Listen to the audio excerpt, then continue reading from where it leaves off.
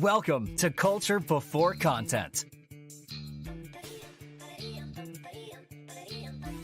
Culture Before Content, from Music for All and presented by Yamaha. And now, here's your host, David Duarte.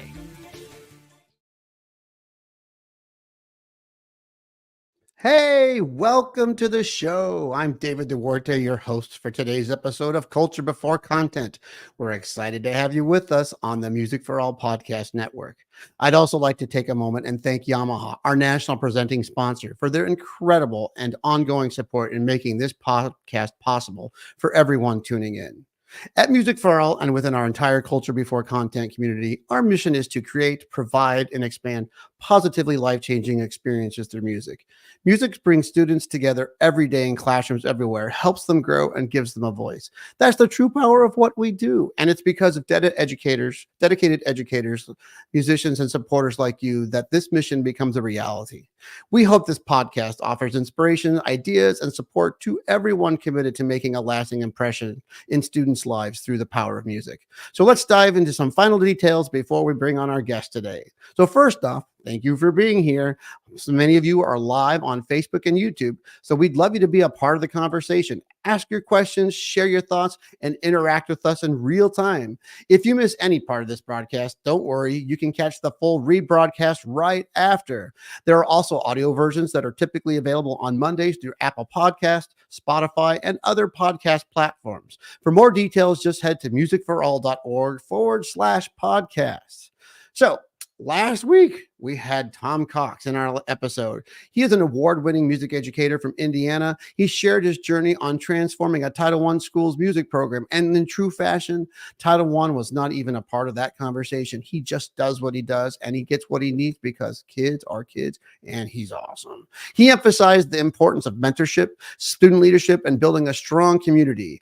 He discussed the challenges of bringing concert, jazz, and marching bands. He highlighted how fostering a positive, inclusive culture was key to his personal success. He also offered practical advice for young band directors, focusing on communication, organization, and the power of good music is for motivating students. Now, enough about last week. It's so exciting. We're on this week. Dr. Tonya Mitchell-Spradlin is a transformative music educator currently based at Penn State.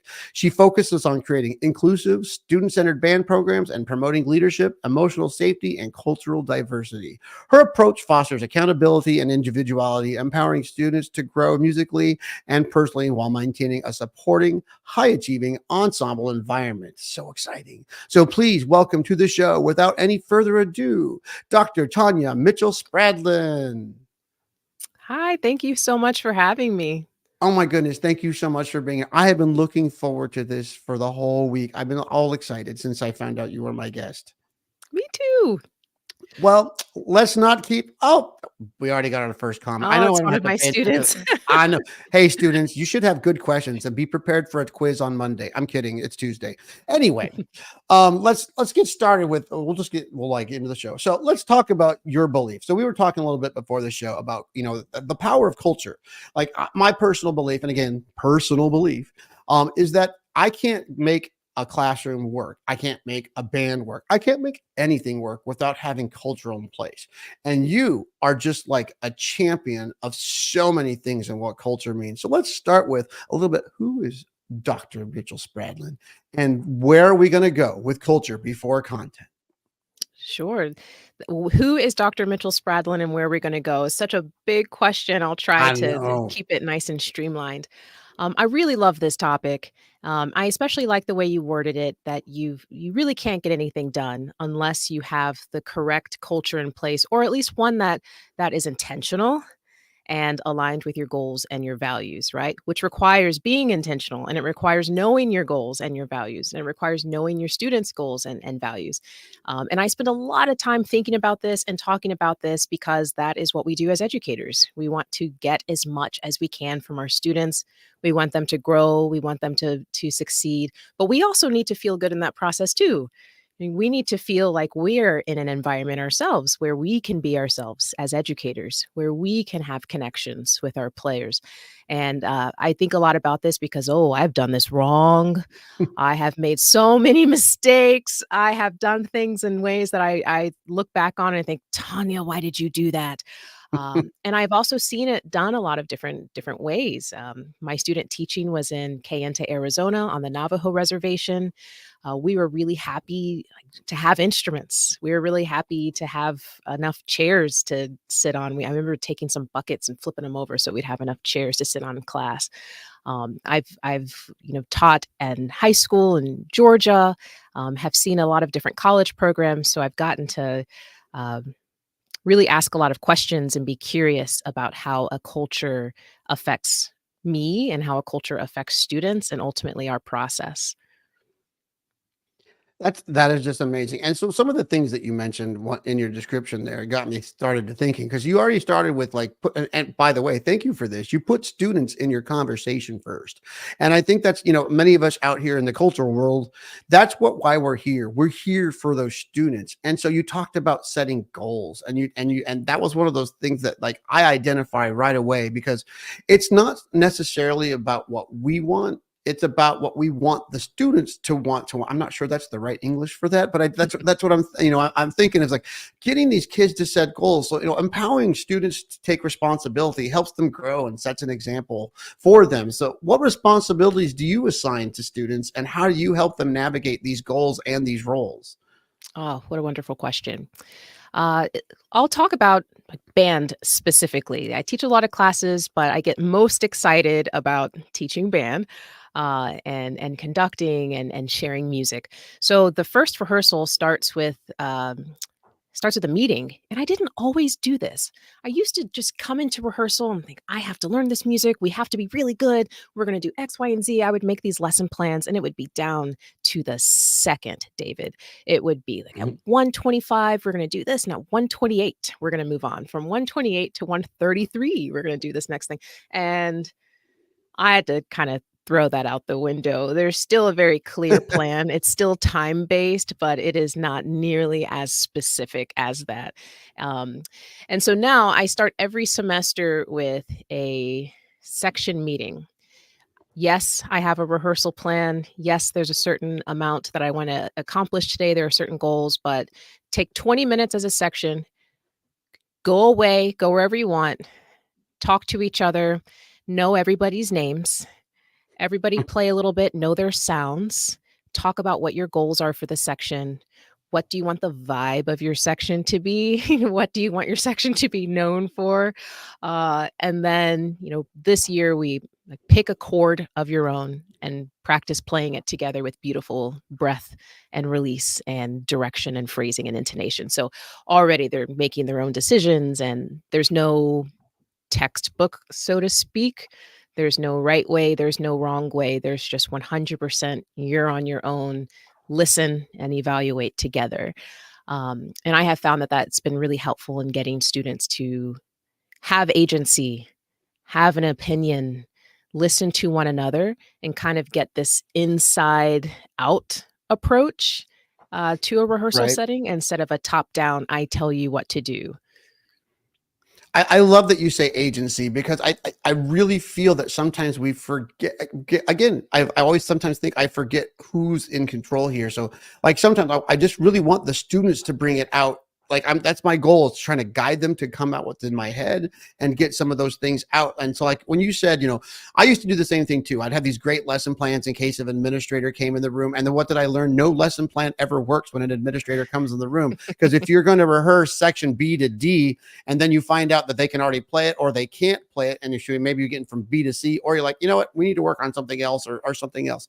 When did you kind of start to realize some of those changes in that perception? Because I think that's, some of the cultures that starts with, it's in our own planning. When did you become a little bit more global? So I think I can pinpoint two pretty distinctive shifts I made in my kind of planning for rehearsals that also kind of align with shifts I made in my life, period. And so those super detailed, down to the minute rehearsals, I was doing those when I taught high school. I taught high school at Chamblee High School, just outside of Atlanta.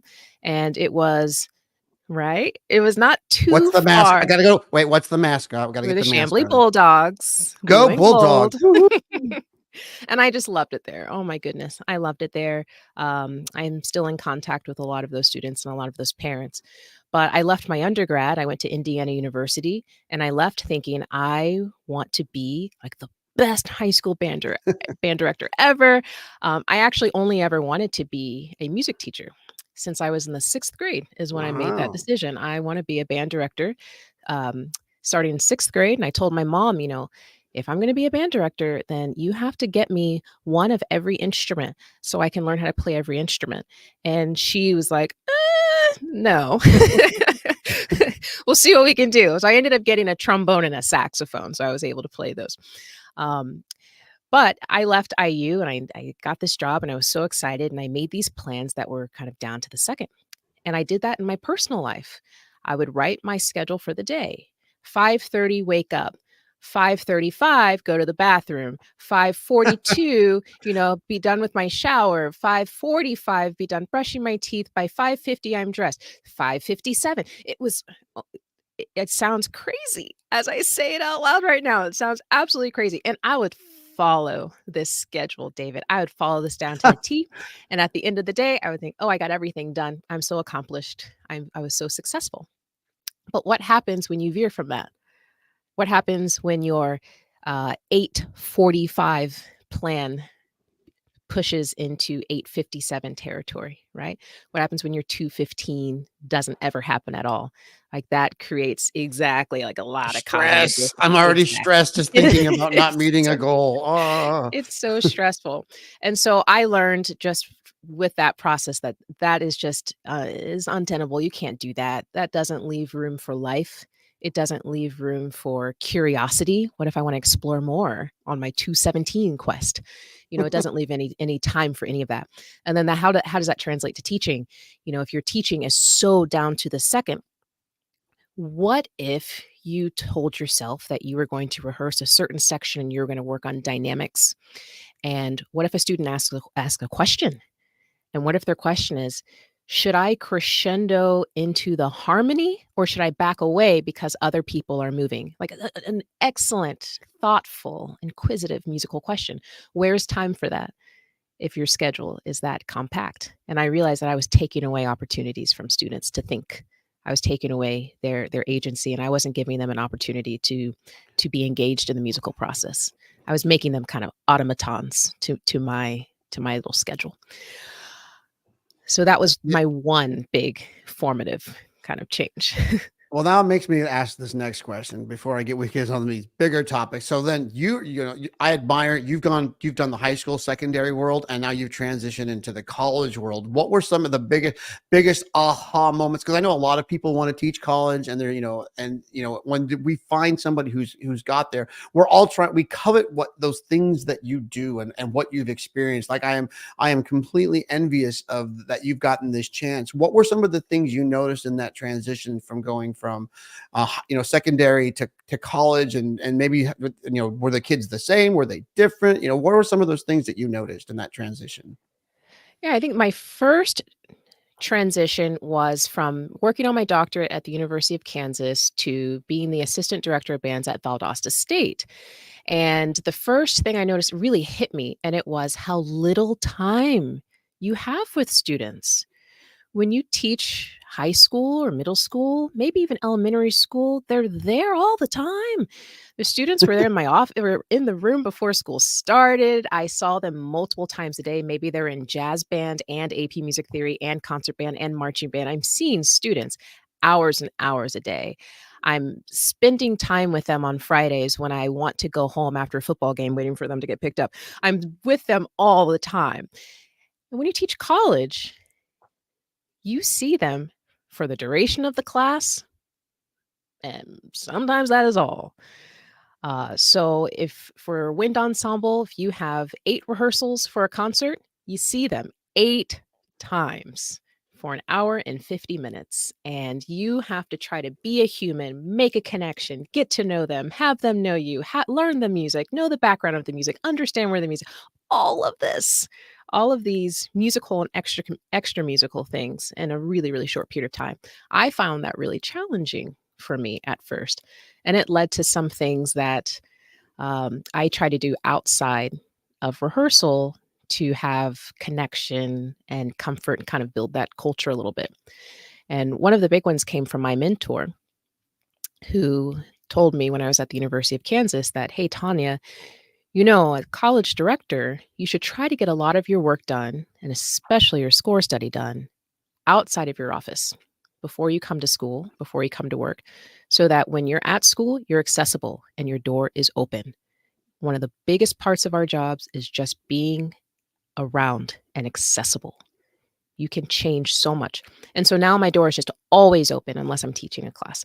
It's always open. Students will pop in. Another big one is calling them by their names and acknowledging them outside of class. Walking to get water. I am that awkward teacher who will say, "Hi, Amy, how's your day?" Like, I will have a conversation with every student. If I don't know them and they're hanging out, then I'll try to learn their name and get to know them. I find that to be so helpful. Oh my gosh. I think, I think I'm on, what am I on? Week 5 or week 6. And my goal is to have everybody's name learned in that first week. I think that is so important. And I think you are right because, when we talk to students, they remember how we make them feel. And the number one thing that I think in that connection, especially with those young kids coming in the door, is, my name. You feel I'm important, because then they'll start to do things for you. You want to start doing things for you. All right. So let's talk about this culture thing. Where are we going to go next? Would you want to talk about the leadership, inclusivity, repertoire? What would you like to talk about next? Ooh, let's talk about leadership. Yeah, I should get a little wheel back here. I want the Price is Right wheel. We'll spin it and we'll pick a topic. All right, so let's talk about student leadership, and let's start with like the cultural responsibility piece. Empowering student leaders to take responsibility helps them grow and sets an example for an entire band. So, what responsibilities do you assign to student leaders, and how do you help design and navigate those roles? So, when I was a public school teacher, I used to have very specific roles. And some of them you had to audition for, or try out for, or write an essay, and they were selected. And I don't quite do that anymore in the realm that I live in now. Now it's kind of um, principal players who place in their section. They'll have an implied role, but it's more about getting everyone to feel like you need to be engaged and that your voice matters. And so one thing that I try to do in terms of building that leadership, and I keep saying the word agency so much I because love it. It's my favorite word today. Just make it's a it the great word. We can sponsor the show is sponsored today by the letter A, word. an agency. And the word agency. You asked earlier about like that kind of teaching college, what that's like. And I think when I was younger, I had this impression that college professors just knew everything and were the smartest people on earth and kind of inapproachable and not very approachable in some ways. And I had to kind of be buttoned up around them. And then, which led to me thinking, "Ooh, I need to be like that too. I need to be like this perception." I thought, and I struggled with that, and that caused like a lot of cognitive dissonance for Yeah. me. What should a college professor be? And then, like on another level, I would look at so many of my teachers, and I didn't feel like any of them looked like me or sounded like me. So then, who am I? How am I going to exist in this space? And I've gotten to this point where I feel like, well, we're just human beings trying to learn as much as we can and fortunate to have like some time, a lot of time to do it. I like to think about like gaps in a college band director's schedule as time that we need to be thinking. Like we have time built in for thinking ahead, for thinking deeper. Um, for trying to make some connections. And then I tried to make that as transparent as possible to students. I'm just a person, and these are all the things I'm thinking about. And these are some of the goals. How does that gel with you? How does that align with you? And I ask the students. And so, in terms of building leadership, David, part of that is just asking, sharing, and asking. I mentioned those meetings. What do you want for your section? Oftentimes in rehearsal, there's often, hey, I'm going to step off the podium. We're going to play this through. I want you to listen. Are you aligning your breaths? Are you releasing together? Do you feel like we are all like pushing towards the same arrival points? Or do you feel like we're maybe peaking in different places? Like give guided listening. I don't just say, you're going to talk. I'm going to step off the podium. I give some really specific things and then say, go. And then if I see the same person talking over, I say, someone else now. Now someone else. Sometimes, by the way, I like to like when I know someone's become, they raise their hand. I already like point them, it's like, okay, we've already heard from so and so. So who else? I kind of throw some of those things. But like I think you said the magic word, which is guidance and guiding, and that's who we are. I don't think of myself as teacher educator. I think more of myself as a guide, and I've been trying to instill that within my students. And what you did to right now, you said you asked those amazing questions without, and I love it because it gets the brain engaged on answering the question, and whether or not that's the answer for the student, it gets them thinking and involved in the process. And I think that is so powerful in giving that guidance. And so like for leadership, let's talk about that from a cultural perspective. I mean, there's official leadership in your band, there's unofficial leadership in your band. What do you say to like the high school band director in a small school or a big school, any size school? What are some strategies you would say or advice you could give to them, just how to promote what you just said for them? One thing is something in that I saw modeled. So I will say that I've come up with very few things on my own. I'm just good at remembering what I see other people do really well and write it down and apply it and see if it works in my situation. But in terms of leadership and getting students really bought in is uh, people buy into what they come up with. Students buy into what matters to them. It's a lot easier to get them to follow through with something that is inherently theirs as opposed to ours. And so one of those tips would just be to ask them, okay, what is our value? Like what are our values? What do we stand for? What does that look like in the classroom? Like let's be specific here. Um, when do we come in? When do we sit down? Like what is that process? What's that routine look like? What do you want your section to look like? How do you want it? Do you want everyone's cases to be on the side, or do you want them to be right next to them? You know, things like when we talk to each other, are we going to raise our hand, or are we going to quickly talk to each other? When we do something really great, we're all going to shuffle our feet, right? Is that something that you like that we want to do? Getting them to come up with those answers and what they want on their own. I mean, we can kind of ninja them to get like the things that we want to. Like, wouldn't it be great if? And they go, "Oh yeah, that would be." I'm like, "Yes, I already knew that." But that's one thing. Another thing I would say is it's really easy in a high school setting, any setting really. But I noticed it a lot when I taught high school that when I would post a leadership, um, a particular qualification, or I would be searching for a particular person, that I would get kind of the same students applying for it. The students who are outgoing, the students who got a lot of validation, right? The students who are really confident and maybe leaders in other places too. And so I started thinking, like, how do I get like the more quiet students who are exceptional, but like aren't being listened to as much because they maybe need a little more validation? How do I build up those students? It's kind of like when you have a pool, you have to select from your pool of people. Right. But I thought, how can I engineer this pool to make it more vast, more varied, more diverse, include more students? And so I would start intentionally, like during rehearsals, when I saw something great from students who were a little more quiet, would intentionally go, "Oh, that was wonderful, John. Did everyone notice how phenomenal that was? Let's all see if we can mimic that." Or I would just call on people who I knew wouldn't be the first to answer, take the time and wait for the response. That's something I don't think we do well enough as Mm-mm. teachers. We want them to have answers immediately, but we have to be comfortable with some silence sometimes to allow thinking to happen. Yeah. You said something earlier, and so this is what you said, put the cases by the side, and it got me thinking. So organizationally, I'm pretty sure I've got this figured out from your 5:35 list here from getting up in the morning. Is how important is being organized to you for them? Because here's what where I'm thinking. So when you walk into a classroom, my suspicion is you have never really struggled with classroom management, and you've never really struggled with. See, I see the face. I know how this works. And I try to say that to other people too. It's like classroom management. I don't have. It's hard for me to give advice when it's really my personality, my personal organization, and so like, this goes back to even advice. Like, do you advise people to come up with a classroom strategy? And this actually goes back to a couple episodes ago. We were talking about just having the room clean and how that, if that's important to you, it's important to your students. And I mean, how do you get some of those beliefs that you have out of your students? Because I can sense your organizational brain doesn't let things go, and therefore discipline doesn't go, because you already have a plan of attack.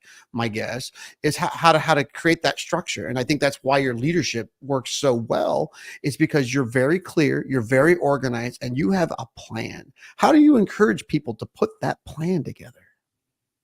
That's a great question. And I appreciate your streamlined questioning because I can go off on a tangent on other things. So Oh, thank you, I am David. your worst friend for tangents. So um, yeah, I think organization and having a plan is paramount. And it takes a lot of time, and it should be in place well before you see the students. So in terms of asking students questions and getting them on board and having them come up with some things, there's a lot that we have to do way before that, so that we have a environment that is conducive to students being able to think that is organized. And so here are some specific things that just have to be thought out well before the students well before classes start. Um, One of them is, what does it look like when students enter the room? You know, are the chairs and stands already set up, or do they have to go do that themselves? If you have the opportunity to have chairs and stands already set up, if that's a situation that you have, or if you have a helper, that is exceptionally helpful, because then students can come in and they already know where to go. If it's the very first rehearsal, there has to be some plan for how people get organized. Either you have student leaders say, "Hey, I'm a clarinetist, come sit with me," or you're just there at the very beginning, you're smiling, you're greeting people at the door, you're shaking hands of people you don't know, or if it's a no contact, you're doing the fist bump or the elbow bump. Mhm. You're saying hi to people you don't know, you're showing them where to go. The next thing is, like, I try to plan out 5 minutes before first sounds, what they should be doing 5 minutes before first sounds, what needs to be said at the beginning, if anything, and then what kinds of first sounds do I want to hear. And so in a public school classroom, I remember telling my students, I do want you to get your instruments out and I do want you to warm up, but here's how to warm up. Like, I want you to play low and slow. I want you to play long tones. I do not want to hear ripping high, fast notes, right? In our college setting, in the wind ensemble, I try to encourage, come early and play enough so that when we tune, you're already in tune. Make that an exercise, kind of in routine and listening, and not really in having to adjust your instrument that much because you're already warm. Come in early and play a section with your partner, a little duet or something that's been out of tune, check that together. I also have a strict rule that I try to follow. If I'm talking and giving announcements that don't have to do with the music, I'm not doing it on the podium. I'm off the podium. I'm on the floor. The second I step onto the podium, that's music time. That's sacred, hallowed ground. And so students would learn. I remember when I was teaching high school, they would just learn, okay, announcements on the floor. But the minute we're on the box or the minute we step up, now they would just immediately sit up a little bit taller, like, okay, this is focus time. This is announcement time. And so I also have a toddler, I will say, has Oh, changed the way I've taught a little bit, because, even at the college level, you think you can rehearse things once and be done, or say things once and be done. You have to constantly check in. You have to remind. Now, what does having a toddler have to do with that? I'm having to say the same things over and over. A lot. it's not about what you want, is it? No. So having routines, oh my gosh, this kid's thriving off of routines, obviously. And I'm still having to say the same things like, no, we don't throw, we don't throw, we don't throw. Like, hey, just because it says forte doesn't mean it's truly forte. Just because the composer wrote forte, you still have to listen and adjust. You have to listen and adjust. Have to, right? So just kind of those repetition things, I think, in terms of, what you mentioned, advice for having a plan. You can't just make the plan and expect it to work. You have to check in on the plan constantly. Assume the plan isn't going to work. It will save you time. And then 9 times out of 10, it does. That's the beauty of How about always that? being prepared. That's you said some things like I like to spark and share some of the things. Like for me, I actually struggle with my band to play too loud. And this is not a brag or a flex, but it really is. Like I even told my kids the other day, I've got them so well centered on not playing loud. I said I use the word strong for forte. I don't want a strong, and it's really about clarity and presence of sound. So if whoever's playing, that's what it is. And so like sometimes I know in my career, talk about reversal of career. I was that guy that bands played too loud. David Coons will back me up on this, but I used to go with power because I went to college and I thought that's what we were supposed to do. And then one day I woke up and I heard it, and then I started focusing on listening to others, listening to others, listening to others. And now it's that point where a kid wants to hear themselves without having to blow hard. And then that's funny because you actually have the opposite problem of getting your bands to go above forte because they get so used to hearing some of those things. But I just love this practical guidance you have, because I really feel that your organization is probably the secret to our success for what you're trying to communicate. But that leads me to my next thing. So we were talking a little bit about leadership, but it just kind of one pattern leads into the others. And let's talk about a little bit about inclusivity, because that's what I kind of got from this is like getting the quiet kid to speak. Well, that starts with the kids in our classroom, but like, across America, we all teach different kinds of kids. We all teach in different areas. You spoke about teaching on the reservation. And so I'm sure that you're just like, that must have been an amazing student teaching experience to work with a completely different culture that we're probably not familiar with. And I bet that was fantastic in just some learning environments. But let's talk about inclusivity. And let's start with the environment, that how to create that, and just welcoming students in, and how do we break down those barriers of inclusivity? Yeah, and that's extremely important and can sometimes be a challenge and has to always be at the forefront, right? Like, how do we break Right. down barriers? How do we make students Correct. feel comfortable, period, in just who they are? How do we do that through music? Just on the student side of it is, I like, we mentioned calling students by their name, but also asking, what name do you like to go by? Because so many students don't want to be called the printed name that's on the page. Like, what name do you like to be called? And then now it's different than I just wanna know your name. It's like, "Ooh, I wanna know, like, how you feel about you." Right? Because Oh, that's kind of what just a that quick means. I just want a quick check-in. Like, by the way, listeners, this is what I've discovered. Do check-ins all the time about what they want to be called by, because sometimes it changes. It's very dynamic in today's society, in today's culture. And so I've always told my we'll do like a quarter. Like I have it on my notes. So see, I got my little notes of that, do a check-in. Is this what we still want to be called? Or just, especially New Year's are great because I can kind of, is that, are we all, is that what you want to be called? Or, because sometimes they actually go, I want the shortened version of my name. I'm not Dave, but now I'm David, so to speak. So I'm sorry, I didn't mean to interrupt, but it was No, no, no. Yeah, I inspiration struck. You got me. and I learned something from you because I don't do that as frequently as maybe I should. So, yeah, thank you for adding something to my arsenal that Yeah, maybe and can even help make it better. gender inclusivity, because sometimes it's a Yeah. matter of comfort, it's a matter of personal, it's a matter of actually the opposite of personal. We want to express ourselves. And as kids are growing, I was with a gentleman yesterday. I was working. He just looked at a kid and I just like it gave me chills because he just said it so. He goes, "You be you. Who would you be if you weren't you? Celebrate." And he just said it so naturally to that kid, and I was just like, that was great. I just felt so good about being a part yesterday because it was somebody who was working for the festival. It wasn't a director. It wasn't even a teacher student relation. It was just like the perfect statement on that inclusivity. And I thought that was great. Yes. And, and along those lines, you ever ask a student what their name is and they go, "Oh, yeah, you can call me this or that. It doesn't matter." Oh, Oh my goodness. I get that really it gets under my skin because I'm like, there is nothing in this world that you have 100% control over other than your name. There is nothing that you can control fully other than your name and how people address you. Like you, Do that you is want yours. to do you want to know why that's so important to me? Okay, so the situation was the reason I'm a band director again from being an administrator. I retired from administration and went back in the classroom. My friend, she had Meniere's disease, and so what happened is she had to resign her position in October during marching season with a 200-piece marching band. You kind of realize at that point, I think I'm it. I'm about the only person here. Well, what happened is I started going to the class. I stayed for the whole year.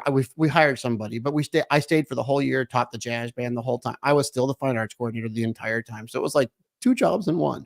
But I had a student, and I will call his it looked Davin was his name, and I called him Davin. And I want to say I got to March or April, and then I heard somebody call him, and they called him Davin. And I looked at it and I finally went, "Is your name David and not Davin?" He goes, "Yeah, well, I didn't want to correct you." And I said, "Can I ask you something? Can you please correct us adults for the rest of your life? There's nothing." I said, "It's not, we don't take things that personally. I want to call you by your name." And I never forgot that story, mainly because it really helped me say that to a student. So when you said, call me whatever you want. No, I need to know. And so like, if it's like like a Nathaniel and a Nate, I'm going to call them, like I default to full name. Cause like, I know as a kid, that was fine. Call me Dave. Don't call me Dave anymore. I'm David. It's just the way it is. But now I call them by their full name until it's kind of cool. Cause sometimes they'll eventually correct you. You just call me Nate. Awesome. Now you're Nate. And that's one of those ones that just kind of sneaks in there. But I've always asked people, please, and I always say this in my statement at the beginning of the year now, because of this, please correct me if I'm saying your name wrong, because I want you to feel the power of who you are. And correcting an adult and correcting anyone is not a sign of weakness. It's a source of strength. I love what you said. Feel the power of who you are. I love that. Love that.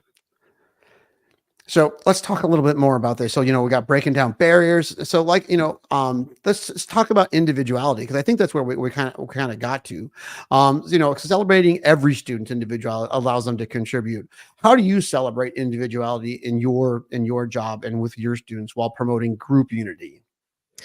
Yeah, that one is really important, but also like tricky. Like that's the one where Yeah. I think I have to be careful because I don't want to isolate anyone. I don't want to make anyone feel uncomfortable. Um, I have found that I am very comfortable giving compliments. When if someone has cool shoes, a compliment them, a cool style, I'll compliment it. And I try to do it in a respectful way and maybe not a weird or creepy way. Uh, but I find that when I talk openly about like things that I'm doing differently, I find that students tend to open up a little bit more too. I remember I had a student once who said, you're very professional, but we don't feel like we know anything about you. You're only the job. And at that time, I thought, isn't that what's supposed to be happening? Like, aren't I supposed to be? Isn't that what professionalism is? And it made me start thinking, like, oh, wow, well, they feel less connected to me because I'm maybe intentionally distancing myself and my life to them. And when I started sharing some things, some vulnerabilities, some excitements, joys, whether they had anything to do with music or not, I found that they then started sharing a little bit more. My students all know my favorite brand of shoes. They know I have a gazillion pairs of Rothy's. They know my favorite stationery, like little things like that. Music I listen to outside of band music I found like encouraged them to feel like, okay, well, she's an individual. I can be one too. Okay. What's something you listened outside of band rehearsal then? Let's I listen go to with this. I listen to a lot of Snarky Puppy. I listen to a lot of Esperanza Spalding. I listen to a lot of Lake Street Dive. See, let's play a game. Let's do 5 questions about Dr. Mitchell-Spradlin. Goodness. So we can play this game back and forth, because let's get the audience to know a little bit. Because that's what I said. When I think you're right, when you say college professor, I automatically have a preconceived notion of who I'm dealing with, what I'm dealing with, this sense of respect, and it's almost like kind of like Pope status. I should say. It's like I'm gonna. Wow, I can. So let's see. Let's play. What's one thing that you enjoy in life that maybe you're like share with your students? Like for me, like I'll share mine, you share yours. What's one thing you enjoy in life that's separate from this conversation? Sure. One thing I love is, and that a lot of people don't know, is ice cream. I love ice cream. And, fun fact, and not very healthy and not to be repeated, but I had ice cream for dinner tonight and I don't regret it. What? What was Uh, flavor? What was the flavor? Like I don't butter know. crunch. Oh gosh. Butter crunch. But I've been making my own ice cream and I've been experimenting with a lot of different recipes, um, milk to half and half or heavy cream ratio versus sweetened condensed milk and the texture that has on the ice cream. And like I have a journal that's very specific. I write down all my What? recipes and like what balance of things. Yeah. It's a hobby. Well, if you ever come to where I'm at, I'm just outside of Portland. There's a place called Cascade Locks. They serve ice Mm. cream. It's and you go order a small, and it's about as tall as this monitor. So don't. I learned quickly, don't order the medium because it's more ice cream than you've ever had in a lifetime, and it's probably good for the lifetime. So I'm afraid to find out what a large is. I don't even. I just remember ordering an ice cream, thinking I'm gonna get a little bit, and yeah, it was one of those favorite places I had on here. So one of the things, and that's why I said we sometimes forget we are people on the outside. Are even like you asked me what I listen to on the outside. I am an NPR person. I need to Right. hear words. I need to get away from music because what happens is I'm that guy that wants to hear that piece of music 1,000 times. I drove from Salem up here yesterday, and I think I listened to American Elegy like I don't know, 12 times just trying to find every little nuance I could hear. Because if I can hear it, I can teach it, I can feel it. But news and talk radio and podcasts about news and talk radio are my secret. It's my secret to keeping me balanced. To like, and you said there's another magic word. You said you've got a lot of magic words today. You said cognitive dissonance. If I don't listen to that type of stuff, I don't have cognitive dissonance. And I mean, we, think about society today. How much cognitive dissonance do we have in society? And I think that's one of those things I want to champion. But I digress. All right, let's get back because that kind of gets me to my next question, which is my Okay. little experiment here: fostering open dialogue. Ooh. And so that's what that's kind of what we talked about. It's just getting a dialogue. Oh, and shout out to Matt Wood. Episode 1, he gave me this idea, and I still do it today. I did it Friday. Hey, what are you doing? Anyone want to share what they're doing this weekend, or some plans that you have? And you want to talk about those? Every student wants to share now. It is crazy what that one little bit of advice has changed. Anybody want to share what they did this weekend? Anyone want to share what they're going to do this weekend? Hey, what did anyone have for dinner? That's another thing to do. If you're like looking for dinner ideas, just ask that question. Next thing you know, oh yeah, that sounds really good. I'm going to try that. But how do you create opportunities for open dialogue about anything in your class? And we can even go into the cultural side, like respect and just inclusivity. But really, how do we start this open dialogue process with your students? Sure. In order to have dialogue, you have to uh, release time. And that is hard for a director to do. Mm, It's hard for me to do. I mm. know I have an hour and 50 minutes. I know how I'm going to use these minutes, and it's not talking. So, being willing to kind of like relent, yield some of that time and make it a little bit of a habit. Students, I find, are generally happier when they like each other. Go When they're figure. right? And when they have the opportunity to share something. So there's lots of ways that we can make those opportunities to share that can be really music focused. And one can be just asking specific questions and not necessarily open-ended questions, but questions that might have multiple answers, but maybe only 2 or 3.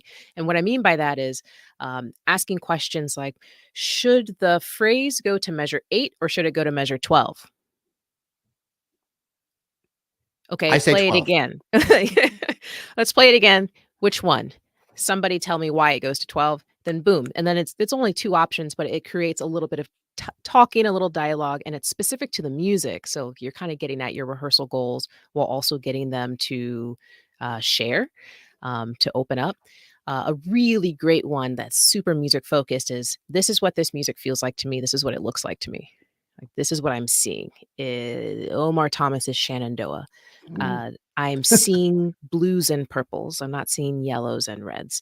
It's starting to rain and it's 5 p.m. The sun is just starting to set. It's this murky haze outside. That's what I'm seeing. What are you seeing? Close your eyes and try to visualize it. And then asking students to share. And then the part that we have to be really, really consistent about every time is validating the sharing every single time. Every person who is vulnerable and courageous enough to share their thoughts in front of 50 of their peers, right, has to be validated to the highest level. Like there can be no wrong answers, right? Oh, that's great. Sometimes I like to go around the room and just say, give me one word. You can even borrow from another word, just to get them to speak some of those things, because the other thing I like to use on that statement instead of, and I like to use humor. You haven't figured this out yet. But sometimes I'm like, hey, are we dragging or are we slowing down here? Raise your hand if we're dragging. And then, the kids that, it also fosters a sense of kind of paying attention and getting some of those things. Then they'll laugh because like, oh yeah, that's the same thing. But some of that, and that goes back to emotional safety and feeling comfortable, and to speak in the classroom. And it's like, and I think what you said, that validation. Oh, we're almost going to get through the whole alphabet today. We got validation, communication, agency. I mean, we're just we'll keep listening to them here, but just that validation and emotional safety. How can we as directors do that even better? What can we do to remind us? And I don't really have a question there, but I'm really just, I'm thinking into myself. How do we keep finding these ways to get the kids to rehearse better? And for you, and what I think you're inspiring us all differently. You said at the top, it's not notes and rhythms all the time. It's just more global than that. And I think, do you find or have found now that you're more global in your perspective on how to rehearse, are you getting more done? Yeah, absolutely. Well, I mean, there are times I feel like I get a ton done. There are times I'm like, oh, what did we do today? All right. But I try to phrase things in a certain way that elicit the response I want, and also kind of open the door for students to think critically about it. And one very practical way is kind of referring to the hierarchy of sound that you want to hear, Mhm.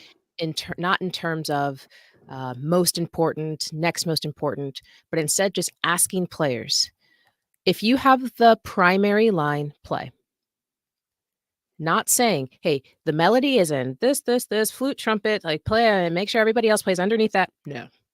If you think you have the primary line, the line that the audience should hear the most clearly, please play. And then sometimes they're like, oh, I don't know. Maybe one person plays, maybe everybody plays, maybe it's really clear, maybe it's not very clear. But that gets everybody thinking about what their function is in the music.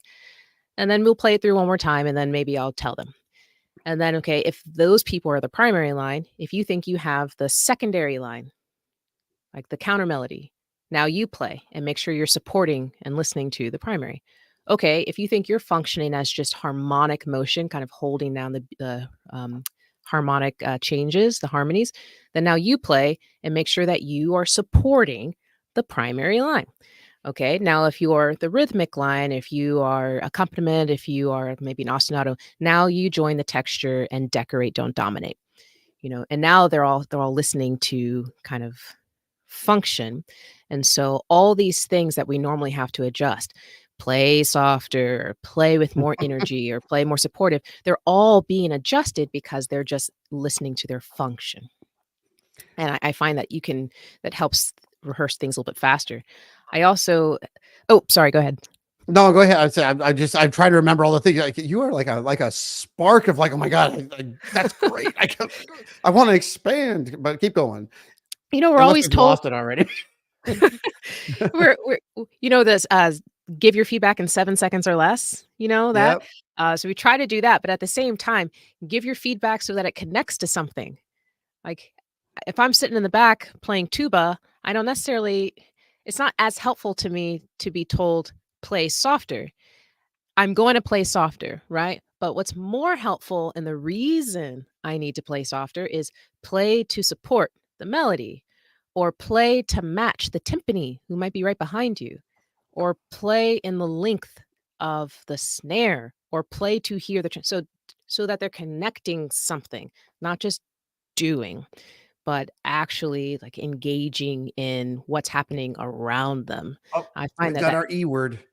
Engaging. Oh, like this is like exciting. I'm going to write down the alphabet today because I really think engagement is also part of the huge. What like I said, you're like just like a vision of inspiration right now. Like because that engagement piece is crazy. Because I call it time machine. If you're engaged, class is over in like 2 minutes. And by the way, it's been an hour and a half, but it feels like 2 minutes when you're engaged in the process. So when you say listen to the timpani, listen like even listen to the way the snare drum attacks at a pianissimo. I need you to imitate that, or listen to the distance between notes between this instrument and next. Just getting the brain, you're right, getting the brain to engage and giving them something to focus on. And again, this goes back to my question about your classroom management. You've never had it because that engagement process is built into who you are.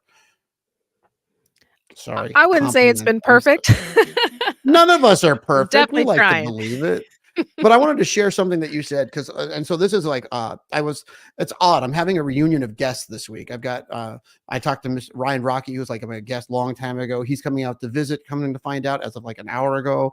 I talked to Dave Coons as much as I can. That man, if you haven't met Dave Coons, we all need to meet Dave Coons. But he gave me this great idea because Ed Protzman, one of my other guests, is coming to rehearse my band on Tuesday. We're doing the Star Spangled Banner, and I want the words from somebody else so that they can say the exact same things, and my kids think it's great. But Dave Coons gave me this great advice, and this is the whole finale Dorico thing. I got to learn how Dorico works, so I'm practicing. And how am I practicing? I'm doing things I should probably do in the classroom. But he gave me this thing. He calls them tech sheets. I mean, there might be a professional name, but I'm writing out the melody for every instrument at the same time from pieces, and it doesn't matter whether they have the melody or not.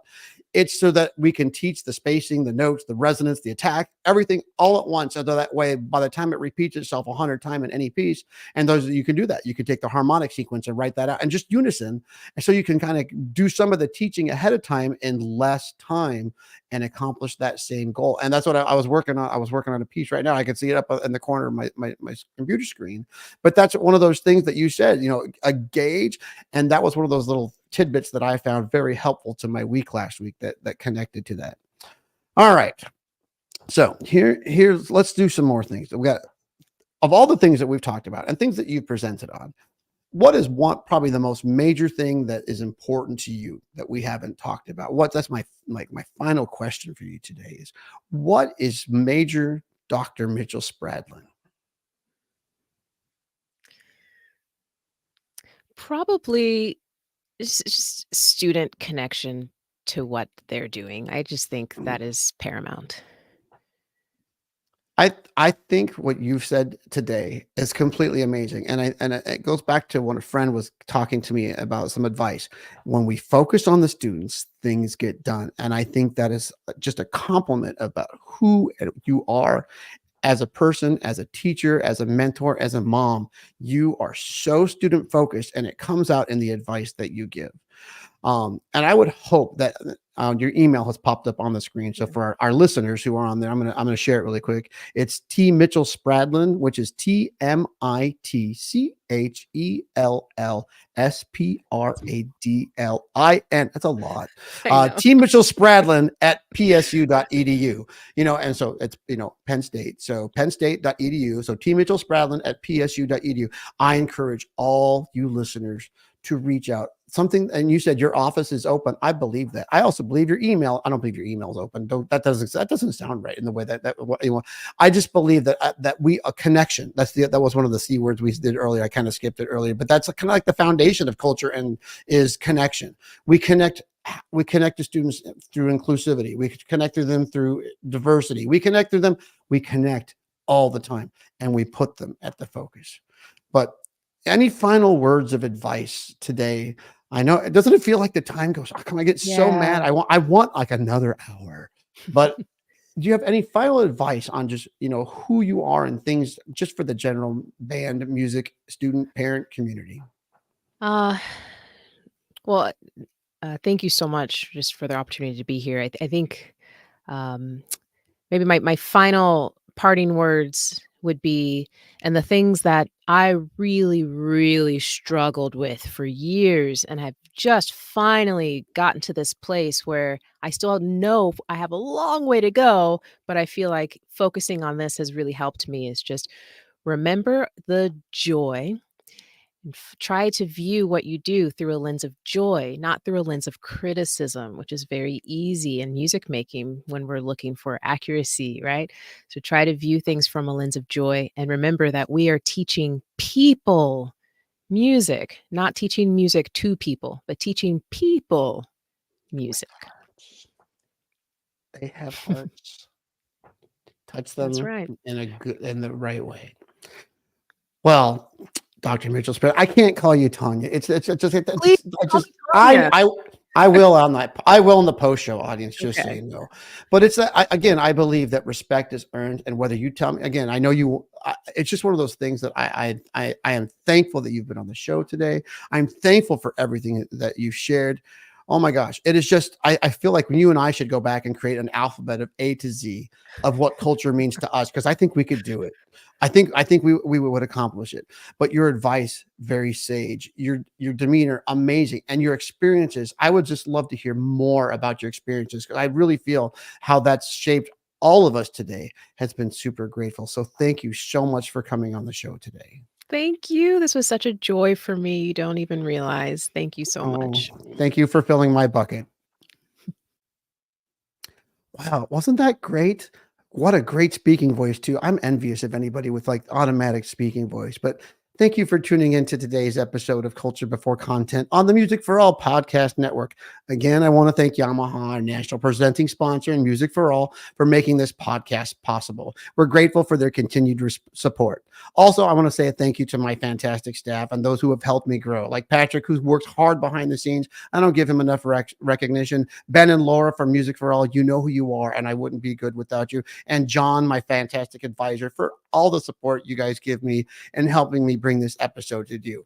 And before you go, don't forget to share this episode on your socials and tell a friend. Let's keep spreading the word. You can catch all of our video and audio podcasts on musicforall.org/podcast. You can reach me at david.duarte@me.com. I love talking. I eventually get to all my emails, and we hope to see you all next week for another great episode on Culture Before Content. Thank you very much.